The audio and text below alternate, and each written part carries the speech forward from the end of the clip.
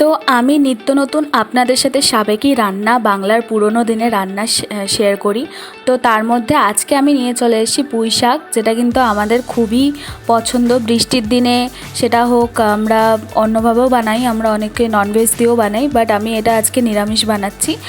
আর এই পুঁই শাকটা বানানোর জন্য আমি এখানে সর্ষের তেলের মধ্যে সামান্য 5 ফোড়ন, আলু, পটল দিয়ে দিয়েছি।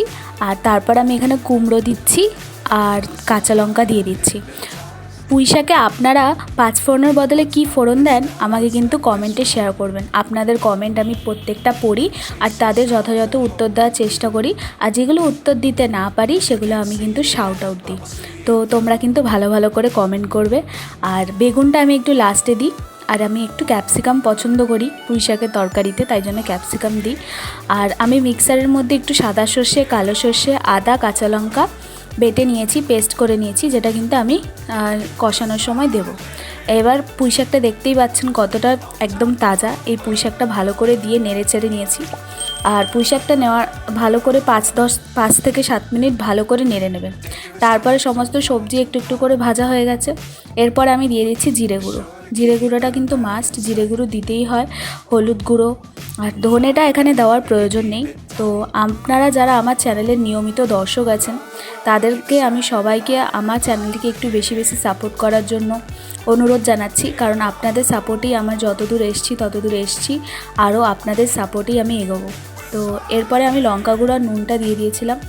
তো তারপরে আমি যেই মশলাটা কষিয়ে রেখেছি সেই মশলাটা দিয়ে দিচ্ছি। সেই মশলাটা কিন্তু এটা কিন্তু অতি অবশ্যই, অনেকে এই মশলাটা দেয় না, ভাবে কুমড়ো আছে তো মশলা দেওয়ার দরকার নেই, কিন্তু এই সর্ষে আর কাঁচা লঙ্কা আদা বাটার যে পেস্টটা আছে সেটা কিন্তু অত্যন্ত অবশ্যম্ভাবী দিতেই হবে আপনাকে। আর এর মধ্যে যদি একটু পোস্ত দিতেন তাহলে আরও ভালো হতো, কিন্তু পোস্ত আমার কাছে ছিল না, তাই জন্য দিতে পারিনি। আর তারপরে জল দিয়ে আমি মিনিট 10 মতো ফুটিয়ে নিয়েছি। ফুটিয়ে দেখতে পাচ্ছেন যে একদম ঝোল ঝোল মতো দেখতে পাচ্ছে, কিন্তু এই ঝোলটাকে পুরো শুকিয়ে নিতে হবে। তার জন্য যতক্ষণ টাইম লাগে আপনারা নেবেন। আর সামান্য মিষ্টি কিন্তু দিতে হবে, কারণ তো নিরামিষ রান্না। আর কুমড়ো আজকাল মিষ্টি হয় না। কুমড়ো দিলে আগে মাকে দেখতাম যে চিনি দিতে হতো না, কিন্তু এখন কিন্তু কুমড়োতে কোনো মিষ্টি থাকে না, কারণ কুমড়ো পাকার আগেই গাছ থেকে নামিয়ে নেওয়া হচ্ছে।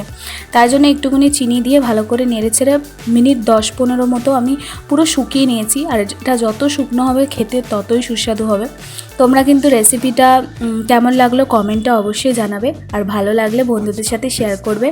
আর আমার চ্যানেলে যদি কোনো রেসিপি তোমাদের দেখার ইচ্ছা থাকে তোমরা কমেন্টে জানাবে, আমি তোমাদের কমেন্টের উত্তর দেবো, শাউট আউট দেবো। তো এইভাবে আমার পাশে থেকো আর আমাকে সাপোর্ট করিও। তোমাদের হাতটা আমাদের জন্য, আমার কাছে খুবই ইম্পর্টেন্ট। ওই হাত দিয়ে একটা শেয়ার, লাইক আর কমেন্ট করে তোমরা আমার চ্যানেলটাকে এগিয়ে নিয়ে যেতে পারো। তো ধন্যবাদ, বাই বাই।